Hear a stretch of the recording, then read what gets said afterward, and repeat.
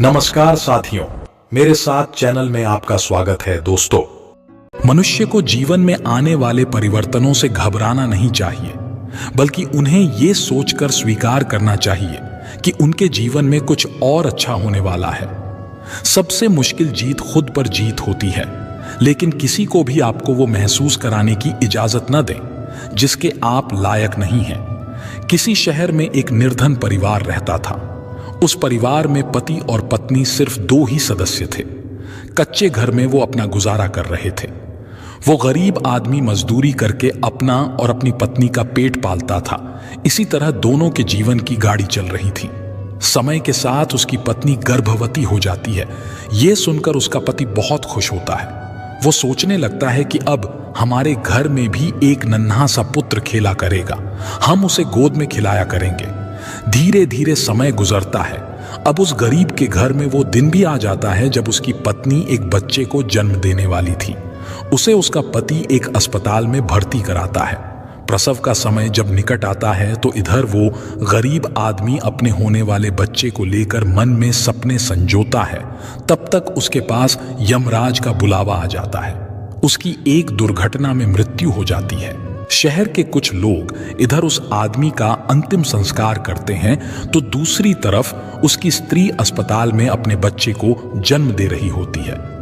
जब उस बेचारी को यह खबर मिलती है कि उसके पति की मृत्यु हो गई है तो उसका कलेजा फट जाता है। उस बेचारी का दुनिया में सिर्फ उसका पति ही तो था। अब वो भी उसे छोड़कर चला गया था। अब तो वो सिसक सिसक कर रो पड़ती है कि हे भगवान, ये तूने कैसा मेरे ऊपर दुखों का पहाड़ गिरा दिया। मेरा जो सहारा था उसे ही मुझसे छीन लिया। कम से कम इस बच्चे का तो ख्याल किया होता जिसका अभी जन्म भी नहीं हुआ है। पैदा होने से पहले ही तुमने उसके सर से पिता का साया हटा दिया। अब कौन इस बच्चे का पालन पोषण करेगा? वो दुखियारी अस्पताल में ही अपने पति को याद करके बुरी तरह से रो रही थी। उसे समझ में नहीं आ रहा था कि संतान के आने की खुशी व्यतीत करूं या पति के जाने का दुख। शहर के कुछ लोगों ने उसे समझाया, बहन, जन्म मृत्यु सब विधाता के हाथ में होता है, इसमें मनुष्य का कोई जोर नहीं चलता। यह भी कहा जाता है कि परमात्मा जो करता है अच्छा ही करता है, इसलिए जो चला गया उसका शोक छोड़िए और ये जो आया है उसके बारे में सोचिए। इधर कई तरीकों से लोग उस गरीब महिला को समझाते हैं। कुछ ही देर में उसने एक सुंदर से पुत्र को जन्म दिया। बेटे को देखकर उसका कुछ दुख हल्का होता है। वो सोचती है कि अब मैं इस पुत्र को पाल पोस कर बड़ा करूंगी, यही मेरा सहारा बनेगा। अब वो अपने बच्चे को लेकर अपने घर आ जाती है। नगर के कुछ लोगों ने उस महिला की कुछ दिन तक मदद करी, लेकिन कौन हमेशा मदद करता है। जब कुछ दिन बीते तो मददगार भी पीछे हट गए। अब वो अपने बच्चे को लेकर बिल्कुल अकेली पड़ गई। वो समझ गई थी कि दूसरों की मदद से कितने दिन तक जीवन जिया जा सकता है। यदि हमें जीना है और इस बच्चे को पालना है तो खुद जिम्मेदारी उठाना होगी, खुद कोई काम करना पड़ेगा। इस प्रकार वो महिला दूसरों के घरों में अपने लिए साफ सफाई का काम तलाश लेती है। काम करके जो पैसे मिलते थे उनसे वो अपना और अपने बच्चे का पेट पालने लगी। समय के साथ धीरे धीरे उसका पुत्र बड़ा होने लगता है। जब वो बालक 4 वर्ष का हो जाता है तो उसकी माँ उसे पढ़ाने के लिए नगर के सरकारी विद्यालय में उसका दाखिला करा देती है। उसने सोचा कि मैं अपने बच्चे को पढ़ा लिखा कर इस काबिल बना दूंगी कि उसे कभी किसी के आगे हाथ ना फैलाने पड़े। दोस्त, मेहनती मनुष्य के लिए कोई लक्ष्य दूर नहीं होता। पढ़े लिखे विद्वान के लिए कोई जगह विदेश नहीं होती और मीठा बोलने वाले के लिए कोई पराया नहीं होता। अब इस प्रकार वो महिला मेहनत मजदूरी करके अपने बच्चे को पढ़ाने लगती है। बच्चा भी ठीक से समझता था कि उसके घर में केवल माँ ही है। परिवार का खर्च चलाने वाला उसका पिता उसके जन्म से पहले ही चला गया है, इसलिए वो पढ़ाई भी खूब मन लगाकर करता था। धीरे धीरे बच्चे की उम्र 11 वर्ष की हो जाती है। एक दिन की बात है, वो स्त्री बहुत बीमार पड़ जाती है। उसने सोचा कोई छोटी मोटी बीमारी होगी, इसीलिए कभी उस पर ध्यान नहीं दिया। लेकिन उसकी हालत दिन पर दिन खराब होती चली गई। बीमार होने की वजह से वो काम पर भी नहीं जा पाती थी। घर में इतने पैसे भी नहीं थे कि कहीं अपना ठीक से इलाज करा लेती। माँ को अत्यंत बीमार देखकर बेटे को बहुत चिंता होती है। वो बालक कहता है, मां तुम चिंता मत करो, मैं तुम्हारे लिए अभी डॉक्टर के पास से दवाई लेकर आता हूं, तुम उसे खा लेना, फिर तुम जल्दी ही ठीक हो जाओगी। अपने बेटे की बात सुनकर मां की आंखें भर आती हैं। वो कहने लगी, बेटा अब तुम्हें कहीं जाने की जरूरत नहीं है, मेरा भी अब समय आ गया है, मैं तुम्हारे पिता के पास जाना चाहती हूं, लेकिन जाने से पहले तुम मेरी एक बात हमेशा याद रखना, जब तेरा जन्म नहीं हुआ था तब तेरे पिता ने और मैंने एक सपना देखा था कि हम अपने बच्चे को पढ़ा लिखा कर इतना काबिल बना देंगे कि उसे हमारी तरह गरीबी भरी जिंदगी ना जीनी पड़े। लेकिन बेटा मैं उस सपने को पूरा नहीं कर पाई। बेटा मैं यदि चली भी जाऊं तो तुम अपने पिता के सपने को जरूर साकार करना, तुम ऐसा कोई काम मत करना जिससे तुम्हारे पिता का नाम खराब हो। तुम इस प्रकार से अपना जीवन जीना कि तुम्हारा नाम दूर दूर तक लोग जान जाएं। बेटा कभी पैसे के पीछे मत भागना, पैसे के लिए तो लोग इतने नीचे गिर जाते हैं कि अपने माता पिता की इज्जत का भी ख्याल नहीं करते। तुम हमेशा अपना नाम कमाना बेटा, हमेशा स्वाभिमानी बनकर जीना, कभी किसी के आगे अपने हाथ मत फैलाना, किसी से याचना मत करना। याचना न करना ही श्रेष्ठता का मूल है, पराधीनता ही नरक है। मनुष्य को सदा ही विद्या, धन, बल, कीर्ति और पुण्य कमाना चाहिए। लड़के ने कहा, मां तुम घबराओ नहीं, मैं तुम्हारे लिए अभी दवाई लेकर आता हूं। और इतना कहकर लड़का मां से रुपये लेकर दवा लेने चला जाता है। बेटे के जाते ही इधर उस गरीब स्त्री के प्राण निकल जाते हैं। दोस्त जब नगर वालों को पता चलता है तो सब लोग इकट्ठे होकर उस स्त्री का उसके बेटे के हाथों अंतिम संस्कार कराते हैं। अब तो वह बालक बिल्कुल अकेला हो गया था। किस्मत भी क्या खेल दिखाती है, जब जरूरत होती है अपनों की तब अकेलेपन की रात में जगाती है। बिना माता पिता का बेटा उम्र भी ज्यादा नहीं थी। आखिर जाए तो कहां जाए, करे तो क्या करे। दूर के जो रिश्तेदार थे उन्होंने भी उस बालक पर ध्यान नहीं दिया। आखिर दोस्तों गरीब जो था में बस लेकिन वो बच्चा अकेले ही अपने जीवन की राह पर चल देता है। अगर उसने कभी हार नहीं मानी, जो पैसे मांग तो कृपया मेरे वीडियो कुछ दिन तक लाइक पैसों से अपना गुजारा चलाना ना भूलें। कुछ दिन के बाद वो पैसे खत्म हो जाते हैं। घर में भी कुछ नहीं था। अब तो एक ही चारा था कि कुछ काम धंधा किया जाए, तभी भोजन की व्यवस्था होगी, तभी स्कूल की फीस भरी जाएगी। लड़के को अपनी मां की बात अच्छी तरह याद थी। उसकी मां ने कहा था कि बेटा कितना भी बुरा वक्त आ जाए पर किसी के आगे हाथ मत फैलाना, मेहनत करके ही अपना जीवन यापन करना। लड़के को अपनी मां की यह बात अच्छी तरह याद थी, इसलिए वो कभी किसी के आगे भीख नहीं मांगता था। विद्यालय से आने के बाद वो किसी के खेतों में काम करने चला जाता, कभी किसी की चाय की दुकान पर काम कर लेता और वहां से कुछ पैसे मिलते तो अपने विद्यालय की फीस भर देता था और अपने खाने पीने की सामग्री खरीद लाता था। इस प्रकार छोटी सी आयु में वो बच्चा पढ़ाई भी करता था और मजदूरी भी करता था। धीरे धीरे कुछ साल ऐसे ही निकल जाते हैं। बच्चा अब अपने नगर से निकलकर कस्बे में पढ़ने लगता है।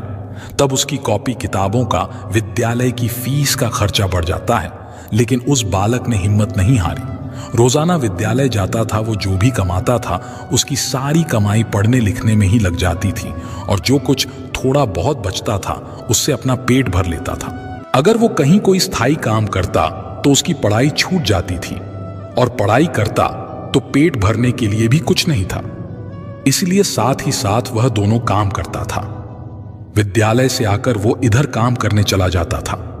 एक दिन की बात है, वो बच्चा विद्यालय से पढ़कर घर वापस लौटा, फिर उसके बाद काम की तलाश में चला गया। लेकिन उस दिन उसे कोई काम नहीं मिला। पूरा दिन निकल गया। हारा थका शाम को घर आकर सो गया। आज कुछ काम नहीं मिला तो खाना कहां से खाता। जो पैसे थे उनसे वो पहले ही विद्यालय की फीस भर चुका था। उसकी स्थिति तो ये थी कि रोज कमाया रोज खाया। जब उस दिन उसे कोई काम नहीं मिला तो बेचारे को भूखे पेट रहना पड़ा। केवल पानी पीकर सो गया। अब सुबह भूखा ही विद्यालय चला जाता है और विद्यालय की छुट्टी के बाद जब घर आता है तो फिर किसी काम की तलाश में निकल पड़ता है। सोचता है कल नहीं मिला लेकिन आज मुझे कोई ना कोई काम जरूर मिल जाएगा। लेकिन दुर्भाग्य ने उसका पीछा नहीं छोड़ा। उस दिन भी उसे कोई काम नहीं मिला। आज उसे फिर भूखा पेट सोना पड़ा। भूख अब उसे ज्यादा बेचैन कर रही थी। तो एक बार को उसके दिमाग में आता है कि भूखे पेट तो पड़ा भी नहीं जाता, अब तो मैं किसी से कुछ मांग कर खा लेता हूं। पर मां ने मरते वक्त उससे कहा था कि बेटा, कभी भीख मांग कर मत खाना, हमेशा कमा कर खाना। लड़का भी बड़ा स्वाभिमानी था, किसी से मांगने की उसकी हिम्मत नहीं हुई। सोचता था चाहे कुछ भी हो जाए, पर भीख मांग करके नहीं खाऊंगा। अगर मैंने भीख मांगना शुरू कर दिया तो लोग मुझे भिखारी कहने लगेंगे। भगवान ने पेट दिया है तो कहीं ना कहीं से इसके लिए भोजन भी देगा। अब लड़का उस दिन भी भूखा रहता है। सुबह जब सोकर उठता है तो भूख के मारे चक्कर आने लगते हैं। अभी उसकी उम्र ही कितनी थी, भूख की मार वो कैसे सह सकता था। कुछ बड़ा होता तो 2-4 दिन काट भी लेता। अब आज वो विद्यालय भी नहीं गया।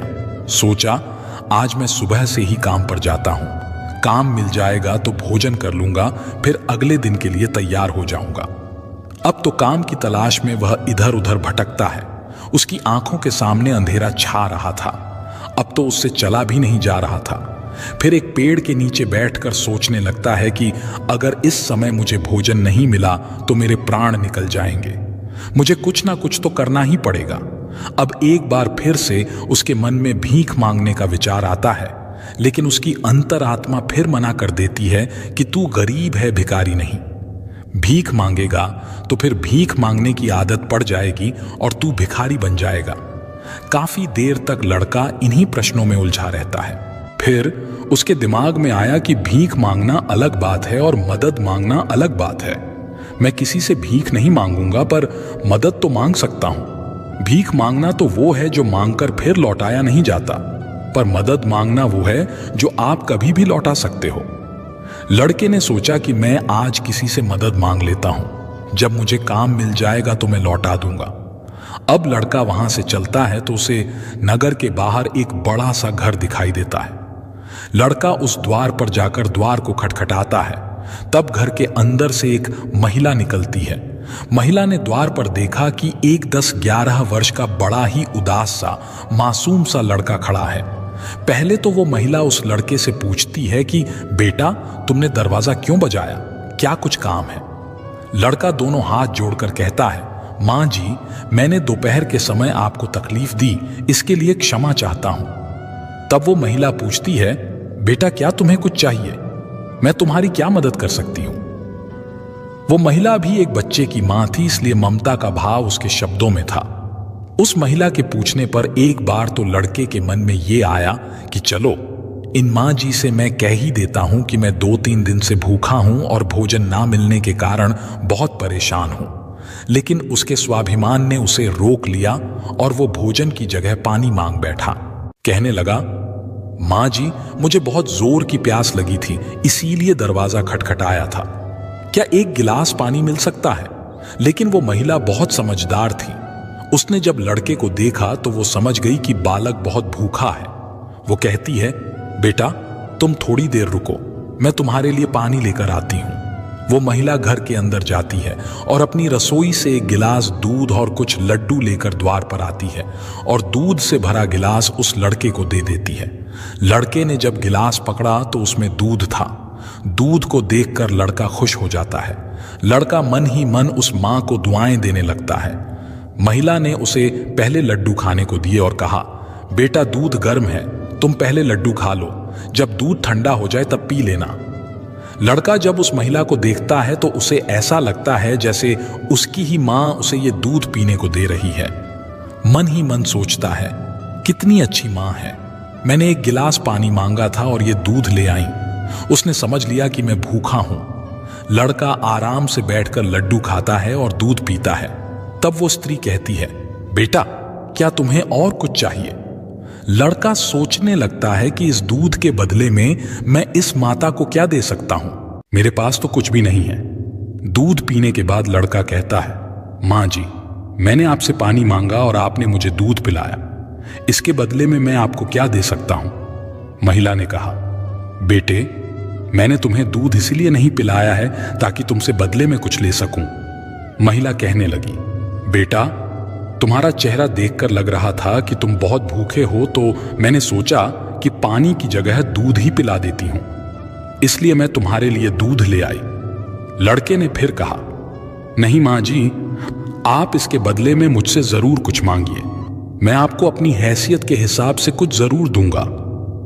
लड़के की बात सुनकर महिला सोचती है, ये लड़का बड़ा स्वाभिमानी है। वो लड़का बार बार उससे मांगने की बात करता है। तो वो महिला उसका मन रखने के लिए कह देती है कि बेटा, मैंने यह दूध पिलाकर तुम पर कोई एहसान नहीं किया है। फिर भी यदि तुम मुझे कुछ देना चाहते हो तो तुम मुझे एक वचन दो कि जिस प्रकार आज मैंने तुम्हारी मदद की है, इसी प्रकार तुम भी जब कभी मदद करने लायक हो जाओ तो किसी जरूरतमंद की मदद कर देना। जिस दिन तुम किसी की मदद कर दोगे, उसी दिन तुम मेरे इस एहसान से मुक्त हो जाओगे। दोस्तों, उस महिला ने ये बात इसलिए कही थी ताकि वो लड़का अपने आप को मजबूर ना समझे और खुशी खुशी अपने घर को जा सके। वो लड़का उस बात को अपने दिमाग में बैठा लेता है। वो उस महिला के पैर छूकर काम की तलाश में आगे को चला जाता है और इस प्रकार धीरे धीरे कई दिन बीत जाते हैं। जिस विद्यालय में वो पढ़ता था, उसी विद्यालय में उस स्त्री का बेटा भी पढ़ता था जिसने उसे दूध पिलाया था। एक दिन वो महिला अपने बच्चे को विद्यालय छोड़ने जाती है तो उसने देखा कि विद्यालय में वो लड़का भी पढ़ रहा था। वो स्त्री उस लड़के को पहचान लेती है। उसने विद्यालय के मास्टर जी से जाकर पूछा कि वो बालक कौन है। तो मास्टर जी ने उसे बताया कि उस बालक का नाम संकेत है और वो बिना माता पिता का बेटा है। छोटी सी आयु में ही उसके दोनों माता पिता गुजर गए थे। ये जानकर उस महिला को बड़ा दुख होता है। सोचती है, जब इसके माँ बाप नहीं हैं तो फिर इसकी पढ़ाई का खर्च कौन उठाता है। तब विद्यालय के बड़े मास्टर बताते हैं, बहन जी, संकेत बहुत ही अच्छा बच्चा है। वो अपनी पढ़ाई का खर्च स्वयं उठाता है और पढ़ने में भी बड़ा तेज है। वो मेहनत मजदूरी करता है और तब जाकर विद्यालय की फीस भरता है। जब कभी वह विद्यालय नहीं आता है और अपनी फीस भी समय पर नहीं दे पाता है तो हम लोग उस पर ज्यादा दबाव नहीं बनाते। जब उस स्त्री को संकेत की स्थिति का पता चलता है तो वो करुणा से भर जाती है। उसका मन करता है कि मैं उस बालक की कुछ मदद करूं। जिसका कोई नहीं होता, ऐसे ही लोगों की मदद तो करनी चाहिए, तभी भगवान प्रसन्न होते हैं। जिसका कोई नहीं है वो भगवान का है और जरूरतमंद की मदद करने का अर्थ है कि आपने भगवान को प्रसन्न कर दिया। महिला ने सोचा, ये लड़का मुझसे पैसे तो लेगा नहीं क्योंकि यह बड़ा स्वाभिमानी बालक है। तब उस महिला ने बड़े मास्टर जी से कहा, श्रीमान जी, अगर मैं इस बालक की फीस भर दिया करूं तो आपको कोई आपत्ति तो नहीं है। मास्टर ने कहा, बहन जी, आपकी सोच अच्छी है। आप उसकी फीस भरेंगी तो मुझे तो कोई आपत्ति नहीं होगी, लेकिन संकेत इस बात के लिए तैयार नहीं होगा। तब वो महिला कहती है, मास्टर जी, मैं उस बच्चे की मदद करना चाहती हूं। आप किसी तरह से संकेत को समझा देना, उससे कह देना कि आपकी स्थिति को देखते हुए सरकार ने आपकी फीस माफ कर दी है। तुम्हें फीस भरने की कोई जरूरत नहीं है। दोस्तों, मास्टर जी भी इस बात से सहमत हो जाते हैं। वो महिला संकेत की पूरे वर्ष की फीस भर के अपने घर चली जाती है।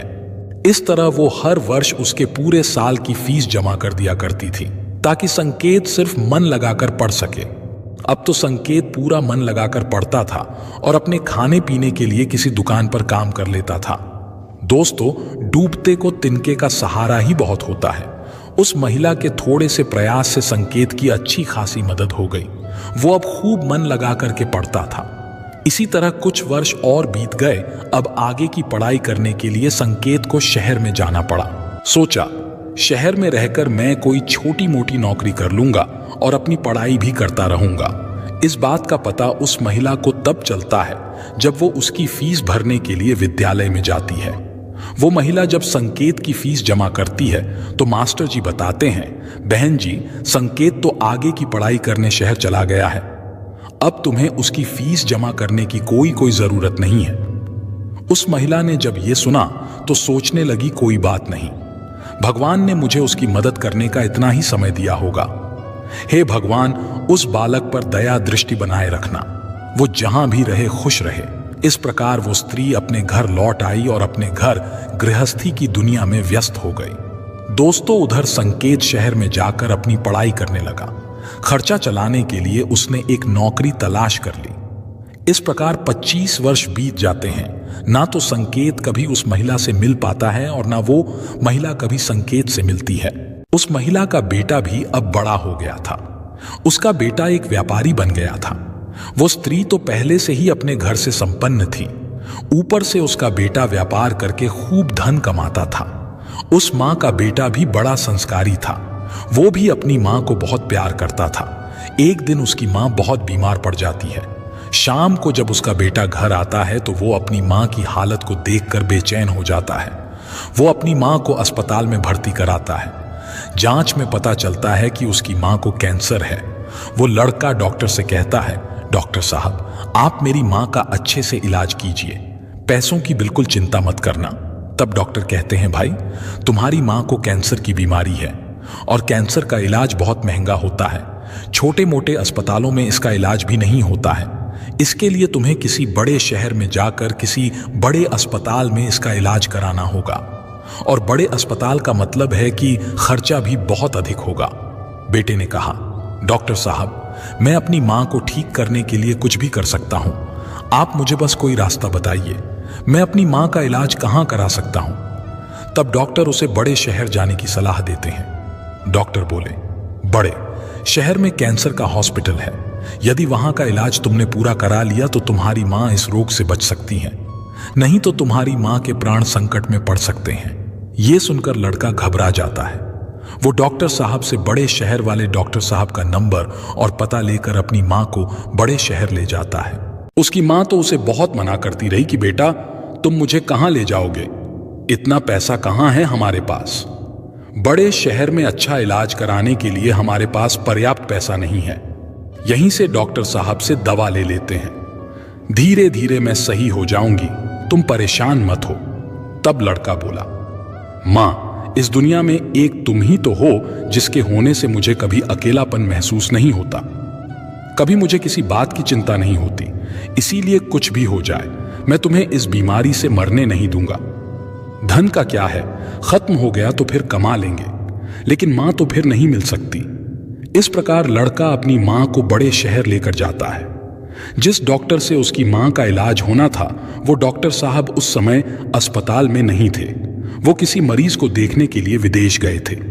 अस्पताल के कर्मचारी ने बताया कि डॉक्टर साहब कल आएंगे, तब तक आप अपनी मां को अस्पताल में भर्ती करा दो।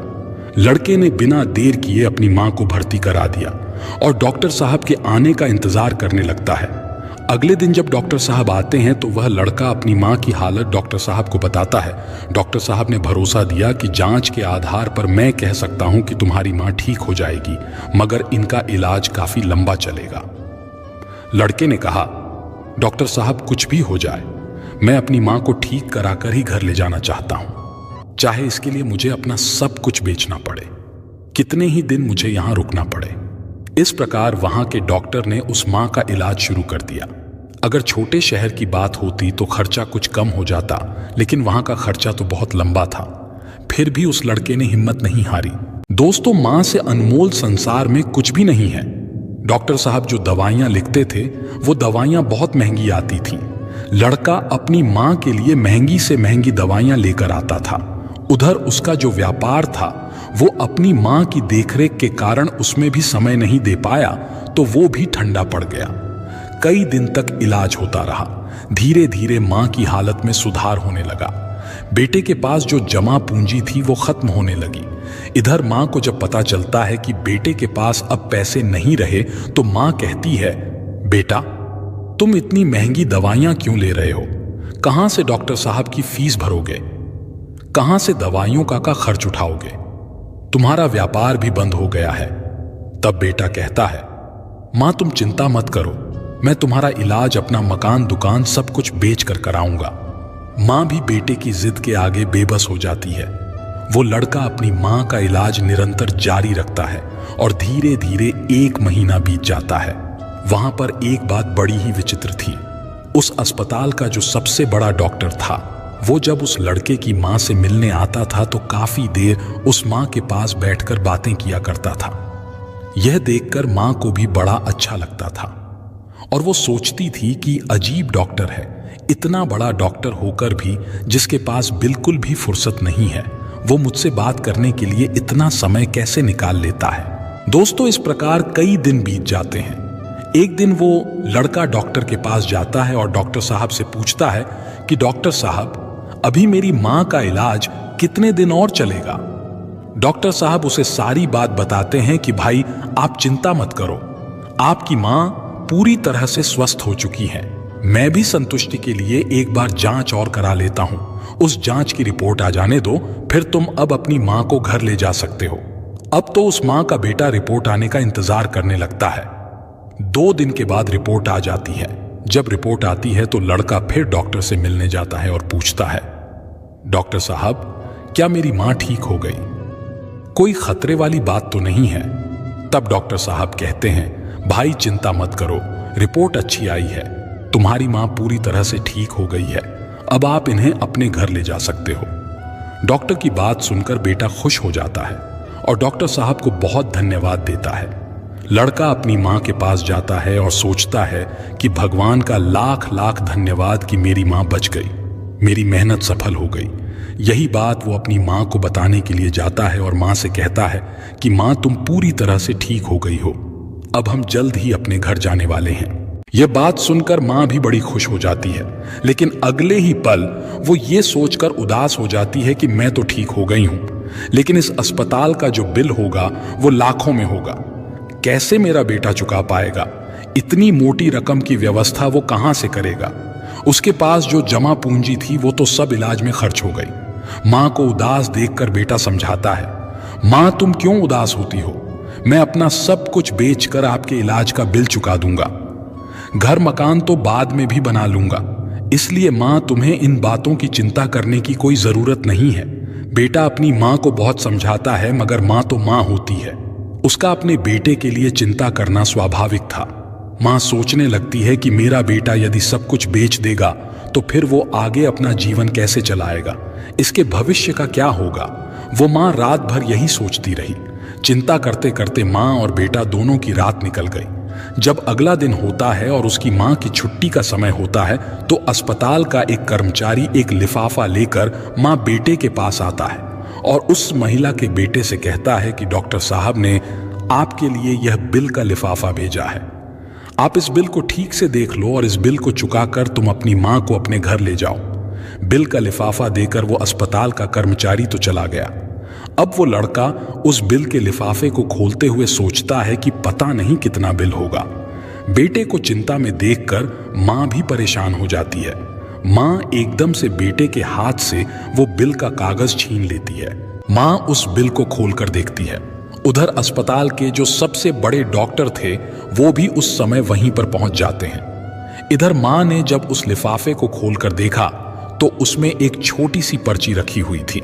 उस पर्ची पर लिखा हुआ था, मां जी आपने अपने बिल का भुगतान तो 25 साल पहले ही कर दिया था, जब आपने 2 दिन के भूखे बच्चे को एक गिलास दूध और लड्डू खिलाए थे और अगले 5 साल तक उस बच्चे की विद्यालय की फीस भी भरी थी।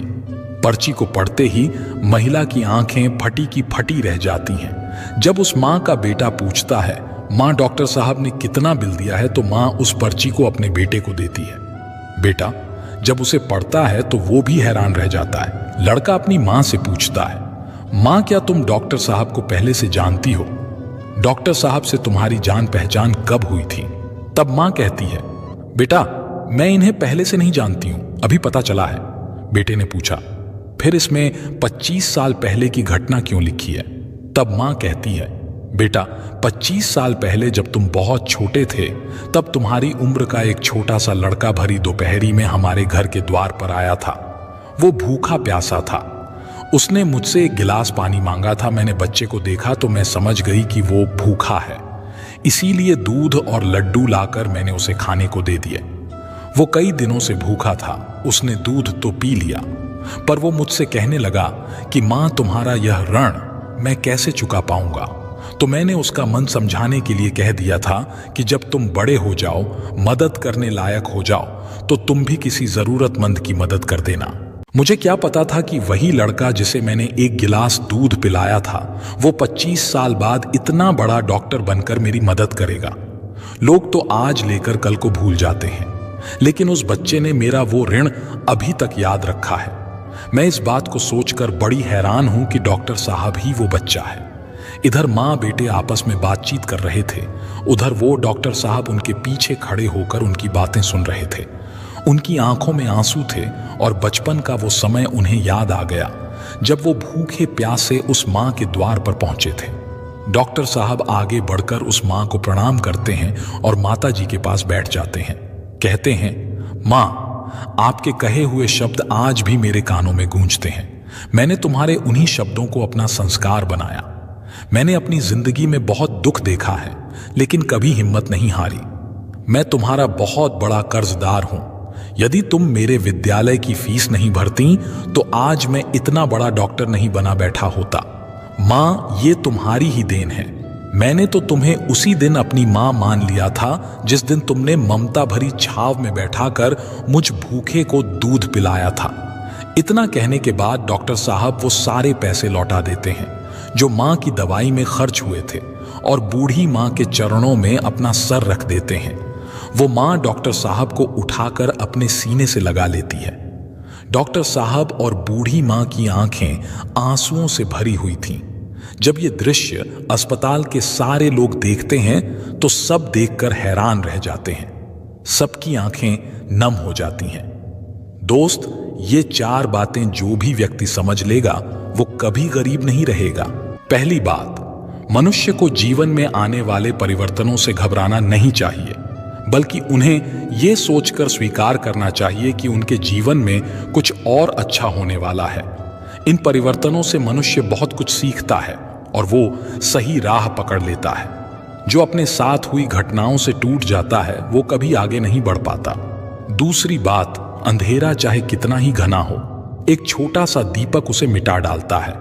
उसी तरह अगर जीवन में कुछ अंधेरा आ जाए तो ज्ञान रूप दीपक से अंधेरे को मिटाकर सही रास्ता ढूंढा जा सकता है।